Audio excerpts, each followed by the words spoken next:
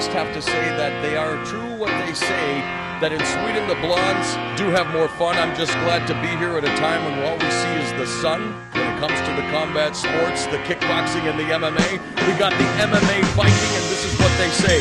We came, we saw, we conquered. But on Saturday night, the only thing that you heard from yours truly is Mamma Mia, what a fight. Welcome back to the fourth podcast from MMA Viking, what we like to call the Latifa Hour. And we have a special guest today, recent UFC debut winner, Nico Musoke. How you doing, Nico? Hi, guys. I'm doing good. How are you? Good. Really looking forward to having you on the show. Thank you for having me. Also joining us, we have Chris Jonassen joining us, and also, as usual, Mr. Spider Pig, Daniel Schalander. How are you guys doing? Great. Fine, thank you.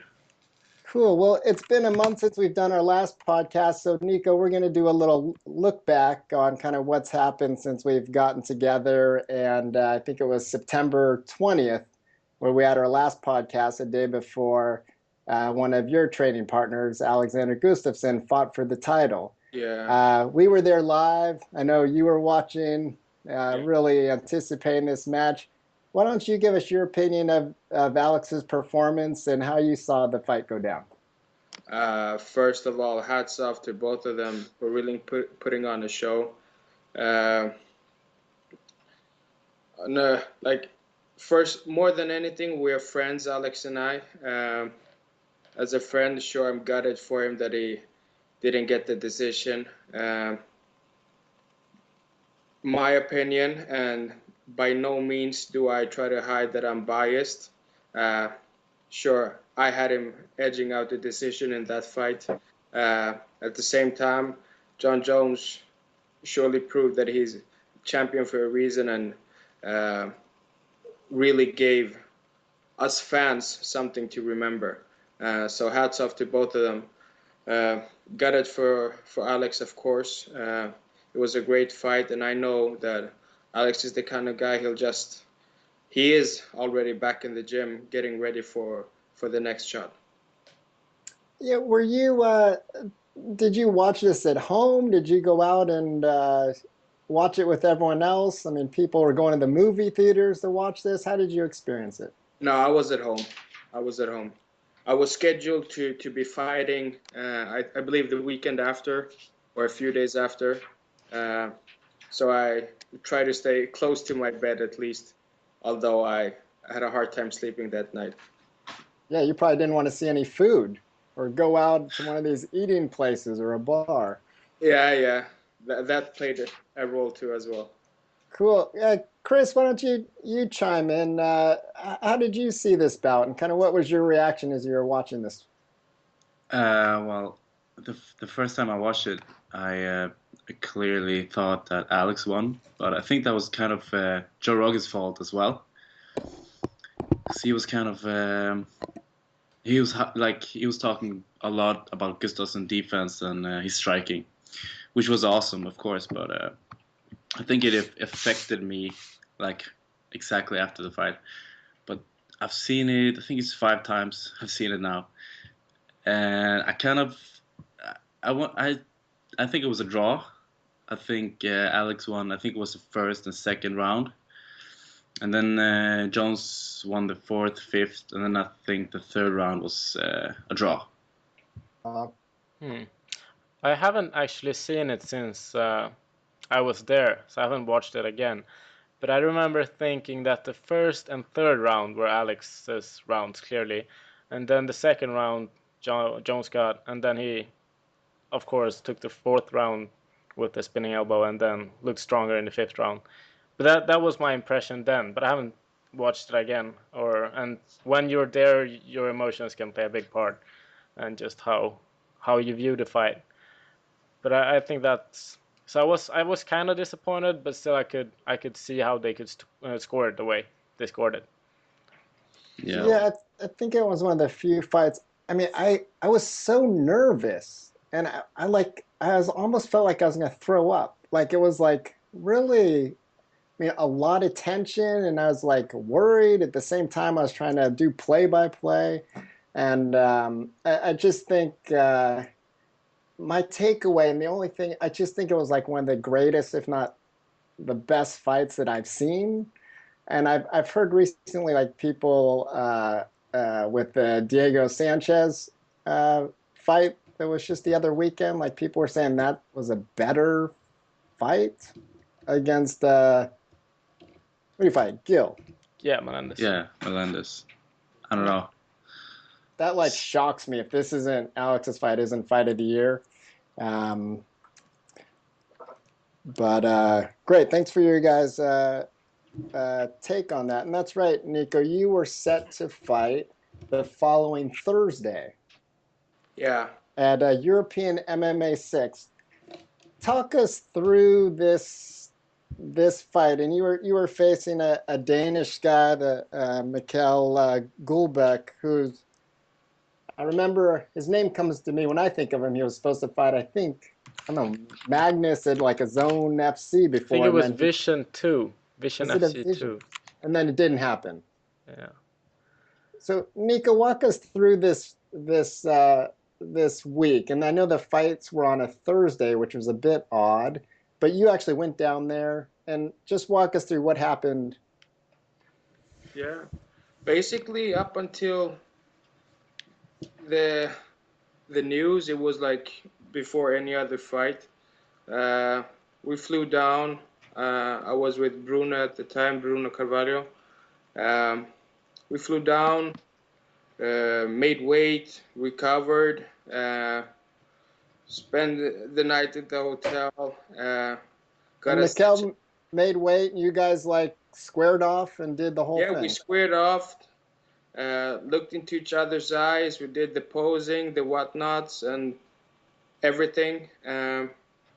Day after, like any other fight day, went through the regular routines, woke up in the morning, and did everything, tried to kill some time, and then we were supposed to meet at the lobby.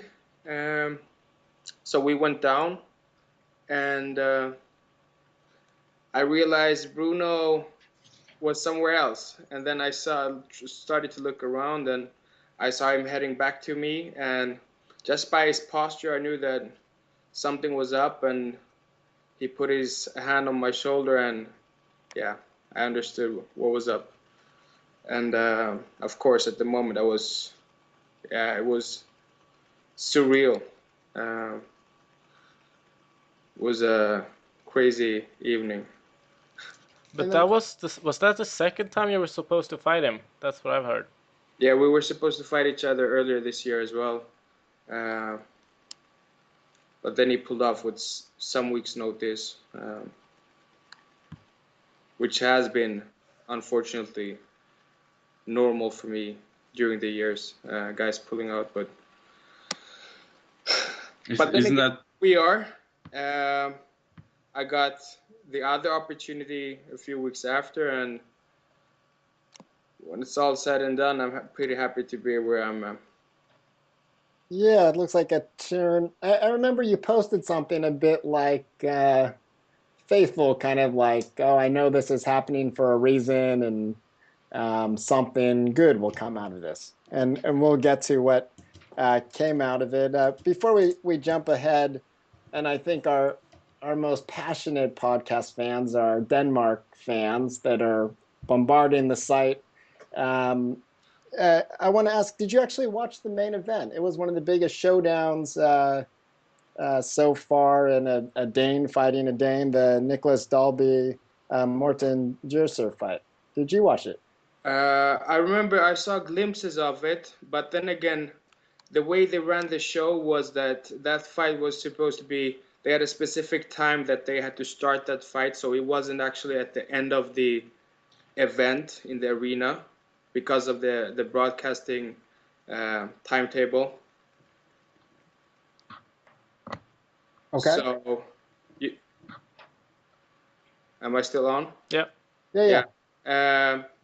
So I saw glimpses of it, and then another teammate, Andreas Stoll, he was preparing in the locker room, so I was back and forth. But What I heard was that it was a short but intense bout, but I didn't get to see it all. Okay. Yeah, that's interesting. So both, I'm just thinking the progression from you, and I know you train with Andreas Stahl a bit when he comes down, but you guys went, I mean, from European MMA to the UFC. Yeah. Wow. Tell us about Andreas's performance. He did great. He had his original opponent pulled out, so in his case they were lucky to find a new replacement for him. And what he did was what he was supposed to do. He went out and put on a clinic and beat the guy up and just destroyed him and got the victory early in the first. Right. Well, you guys, yeah, must be so excited on the turn on kind of your. I think your good fortune kind of had a nice opening, um, and maybe that can take us to. Can you walk us through how you found out about, uh, or how the discussion started about you getting your shot in the big show? Of course, I've had or we've had plans for since the beginning of one day making it to the biggest league, and today that's the UFC. Before, we all know the other shows that were around, but um, we've had a long-term plan. I've been working hard. Sure, I've had some ups and downs in my career. I've had fights that have been scheduled that have been canceled in last minute throughout the years. Um, However, UFC heading back to Stockholm seemed like a realistic goal. Um, so this fight was kind of important in that sense. Um, Otherwise, sure, the phone call came. It came a bit earlier than expected. Uh, all in all, I'm just happy it came. It came, and I'm just happy to be in the UFC. Okay. You did pretty good. Thank you. Thanks. What? And then I can continue about the Yeah. actual phone call. So to answer the question, it was like every other night. I was in bed, and my girlfriend, for some reason, she woke up and noticed that my phone was flashing. I had a look, and yeah, sure, I had a bunch of missed calls. So I returned the call to Manos, and he just broke it down to me, and we celebrated over the phone. I think, or how did it affect you that you didn't have to lose the weight? Because you usually do a pretty big cut. You're a big guy for welterweight, like a huge guy. So this was different for you in a lot of ways. Yeah, it was different in some aspects. Um, what can I say? I had so much else to focus on, this being the first time and whatnot. So sure, it might have taken some pressure off of the shoulders, but then again, fighting 170 isn't, or making the weight isn't an issue. Uh, I am tall for the weight, and I might appear heavier than what I actually am. There are some other huge, huge fighters in that weight class, and I try to figure out how they make the weight. But making 185 as for the last week, sure, it was easy. It was basically just restricting liquids the last day, and I was down at weight. Are you gonna continue in that weight? We'll see. I said that beforehand as well. I really haven't had the time to sit down with my coaches and discuss the alternatives.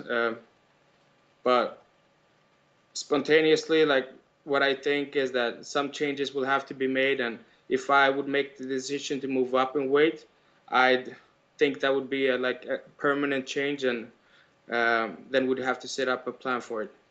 Did it feel different competing in that weight class, or did you feel more energized, or better stamina wise, or did the opponent feel different? Both yes and no. What I can say is that he knows how to throw a punch. I got to feel that. Otherwise, I don't know. Not really. I like fighting in general, and my training in general is I try to focus on myself, and regardless of 10, 15 pounds, if you get a shin across the head, if you get punched hard in the head, it'll hurt, and it will cause a reaction, and how you deal with that will determine how fortunate or not you'll be in the fight. And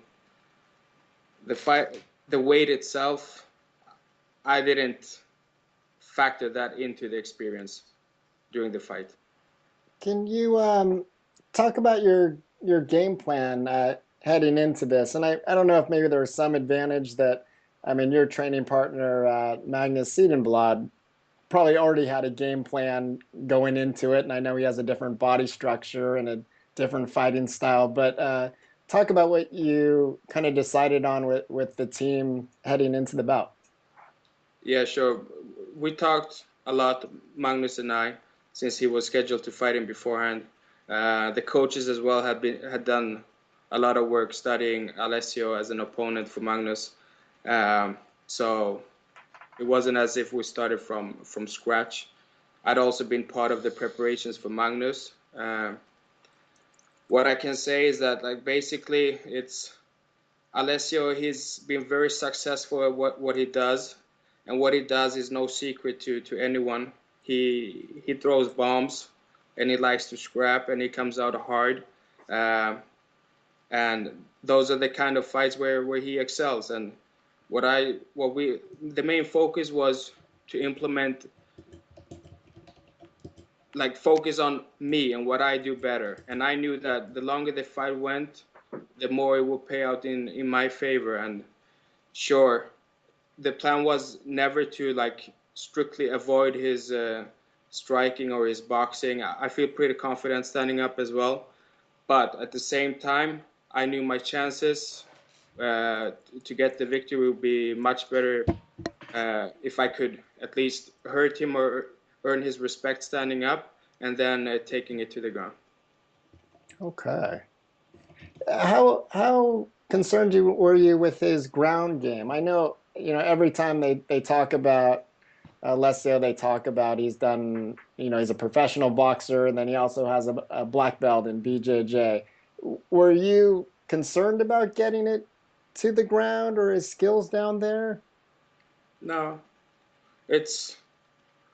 I mean, you have to factor in every aspect of the game. It's like the way I described it in the beginning of him being more of a boxer, it maybe sounded as he doesn't have a ground game. Of course he has a ground game. Of course he has a wrestling game. Of course he knows his wrestling defense and offense and whatnot. But the way he tends to fight and what he tends to favor in front of others, in front of other aspects, is the striking. And sure, we had some key positions that we try to work on that we thought would be reoccurring in the fight, and yeah, I'm happy the way it worked out. I was just thinking the other day, you probably had one of the greatest debuts in the UFC. Thank you. Like you faced a guy like Alessio on the main card, and you won in the first round. Great fight, and then you won the bonus as well, $50,000. That's pretty cool. That's a good night. Yeah. Thank you.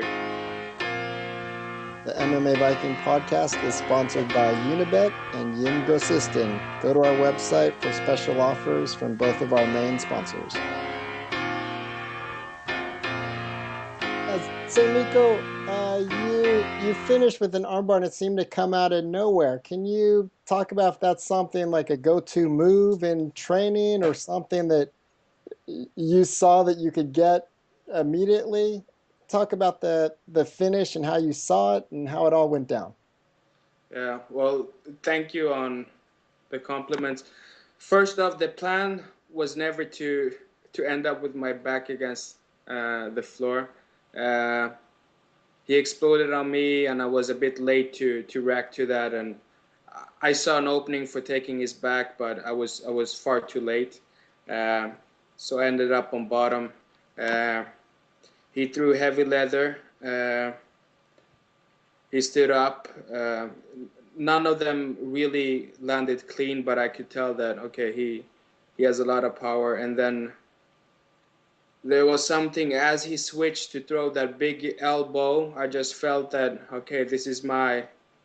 I got his other arm locked up, and I got my hips free, and I just everything in me just said go, and I went, and yeah.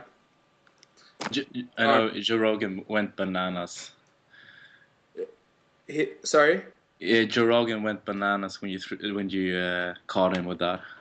Okay, that's nice.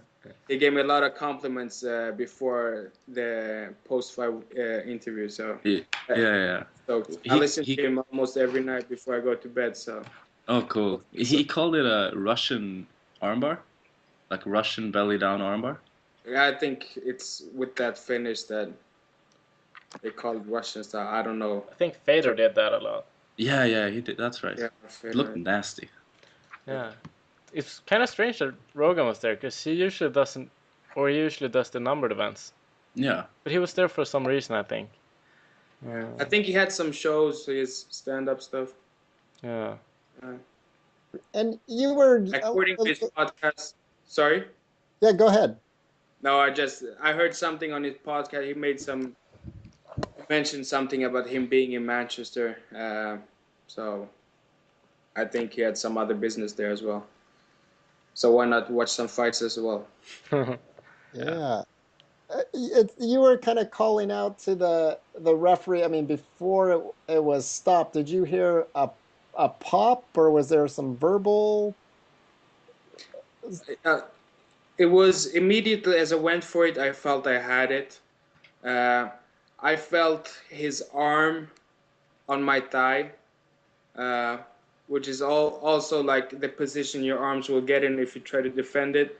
But I felt it as a tap, and then I heard him utter something. And usually, when you say something when you're in a submission hold, it's a verbal tap. And me looking back at him, I can see him say, and also hear him say tap. And what I did was just look for the ref to step in, and me making a 180 while going for the submission. I didn't really know where the ref was, so just looking for him, and he stepped in and called the fight. Talk about the coaches you have for this fight. I think you had Joachim Karlsson, right? Andreas, and then Max Philipsson from Prana, where he trains now. Yes. Did you handpick them, or? Yeah. I'm very fortunate to be surrounded with great coaches. I know it's like every fighter out there, he goes and says like, "Oh, my camp, my trainers." Listen, we got all bases covered with the team that I have, and the rest of the guys at the All Stars Elite team. Max, he's been by my side since I started training way back at and was part of Stockholm Shoot. He's been in my corner for almost all of my fights, and having him with me is brings me huge comfort, and I feel secure to have him with me.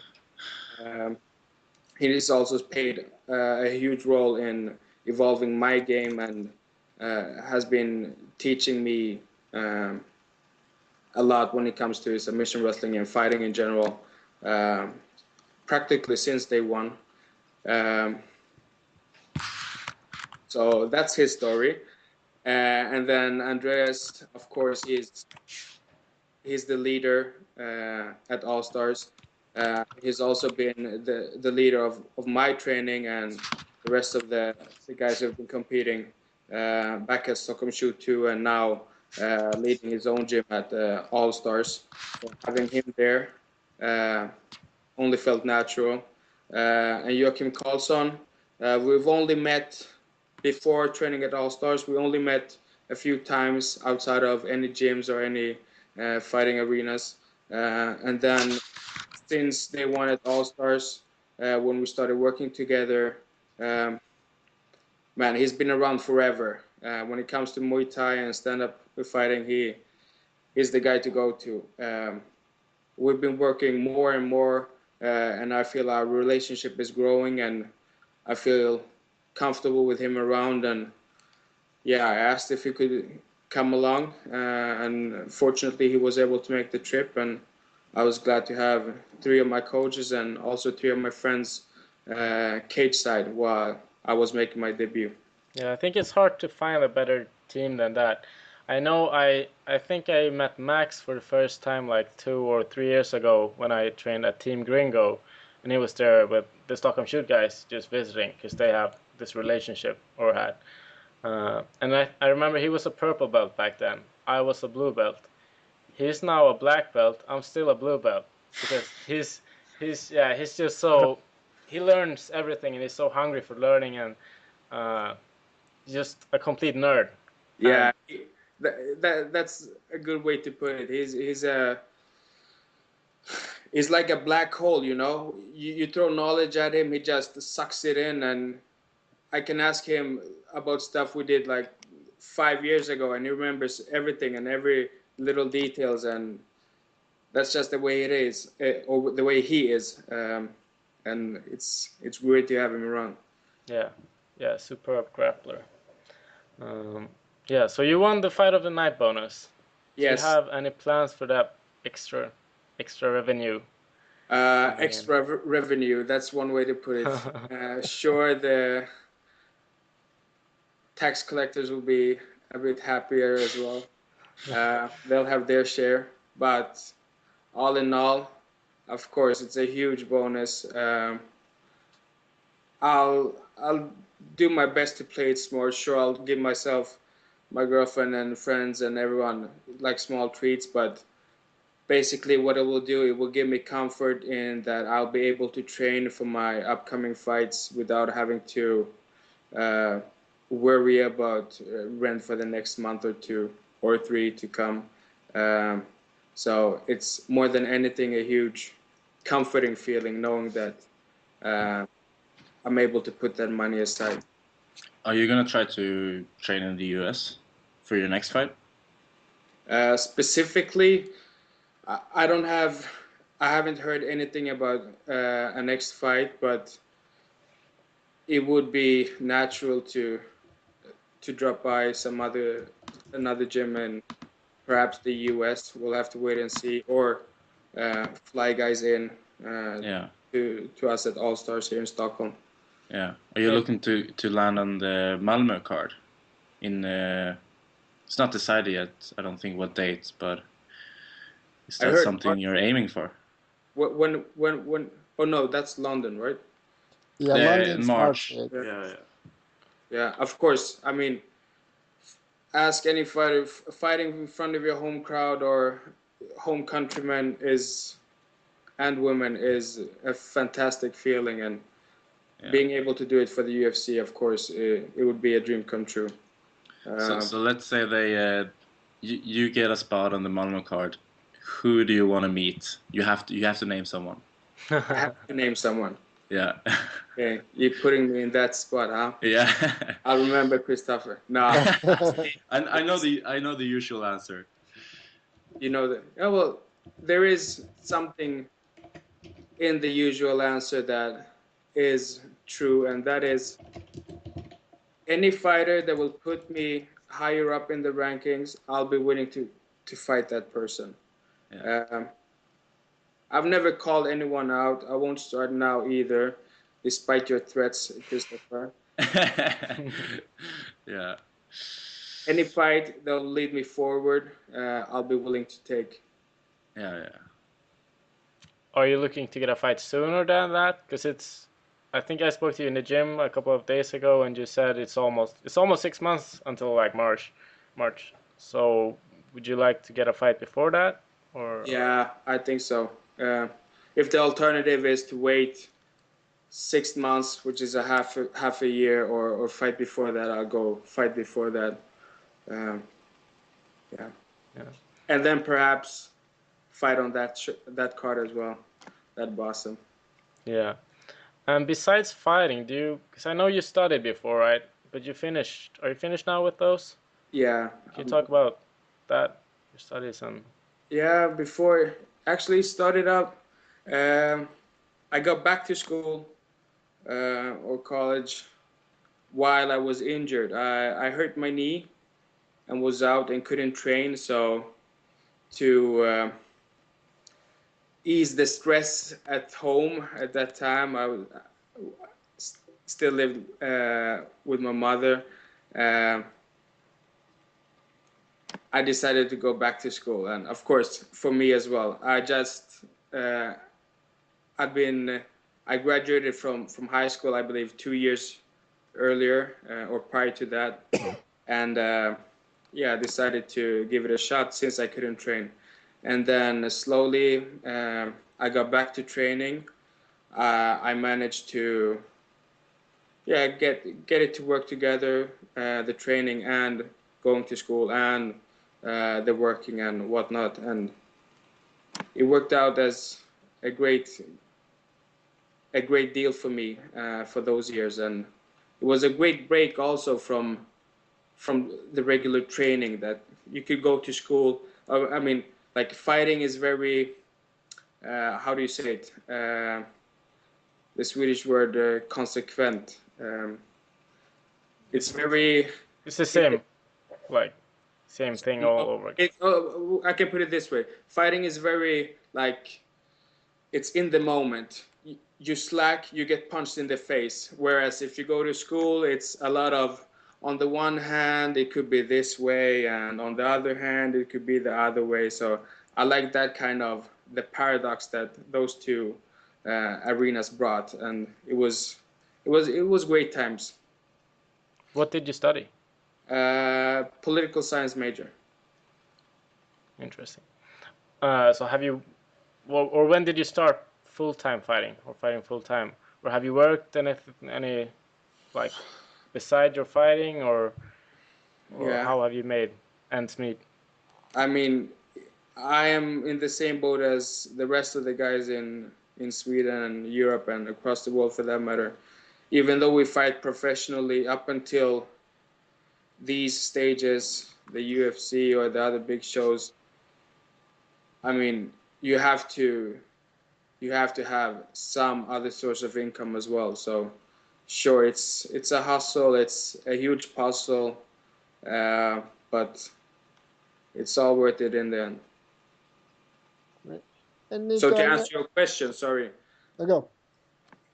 Yeah, I've had any job you can imagine during the years. So, Nico, we're going to wrap up here, but may end with a few last questions. I know, I mean, we've done some interviews with you in the past and some features on you, and usually it just requires a little message to you or email. And now it's like, I don't know, trying to push through like legislation through Congress, like to get time from you. What's it been like, and what have your commitments been over the last week since you won? I always have a space open for MMA Viking. Always. Remember that. Now it's on tape and it's online, so it's the truth. No, it's, of course, it's been a bit more hectic than I expected, to be honest. But I'm not, by no means am I trying to sit here and feel sorry for myself. It's part of everything. I'm in a good place. I couldn't ask to be in another place. All it requires is, yeah, I've had to answer more questions than usual. The interest for the fight, and for me in particular, has been much bigger than recently. And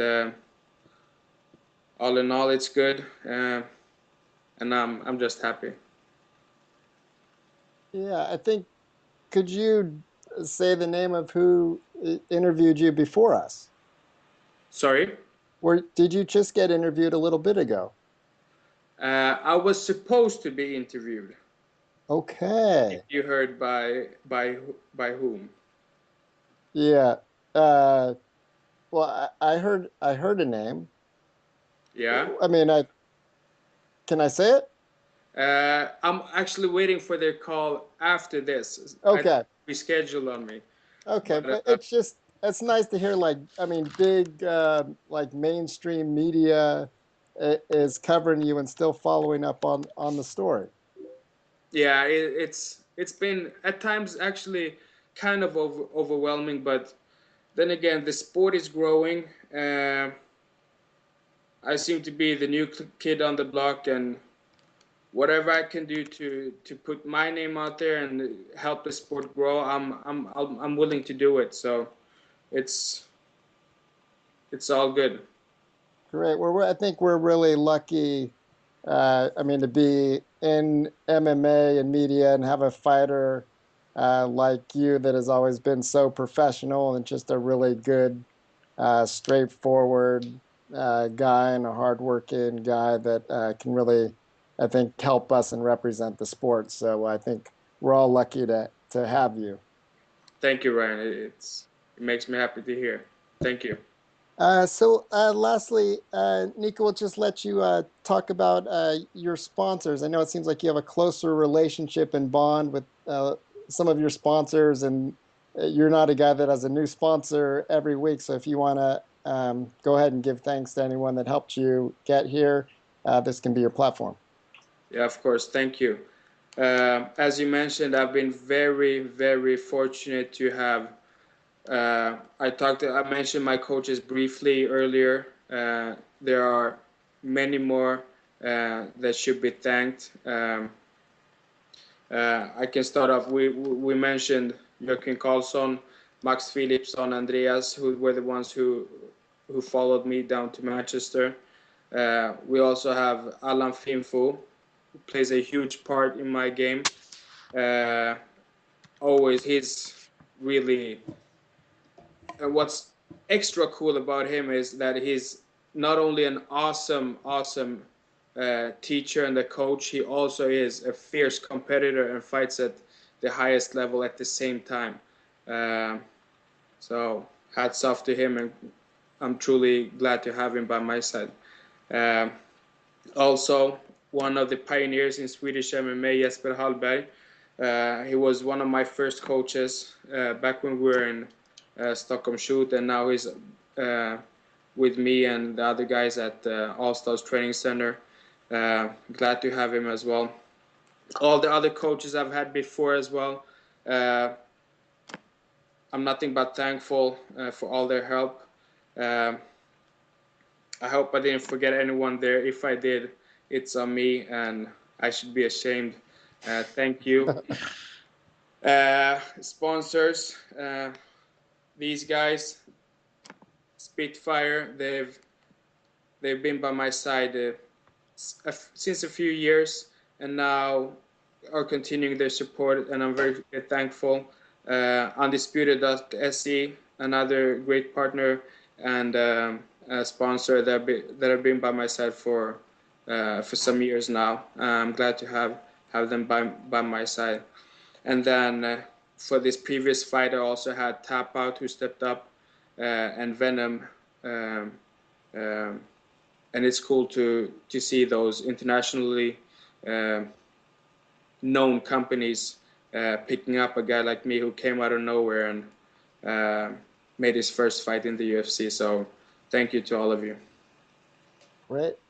Well, thanks again, Nico, for your time this evening, and congratulations. And we'll go ahead and let you go here, but thanks again and congratulations. Thank you for having me. Thank you for covering.